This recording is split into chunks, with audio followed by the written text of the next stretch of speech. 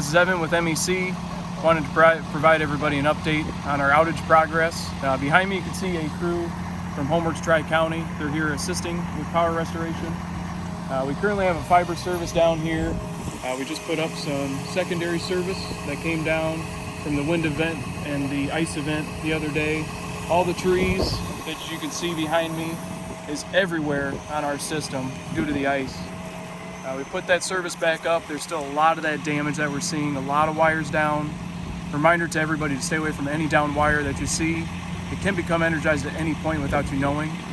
I also want to give a shout out to the other crews that came to help us, CC Power, Wolverine Energy, and then a couple crews that came over from our Cassopolis location to assist with restoration efforts. We currently have about 1,800 customers still without service, and we're anticipating restoration efforts to go into the weekend. So please prepare for that. Appreciate everybody watching. Stay safe, and thank you for your patience.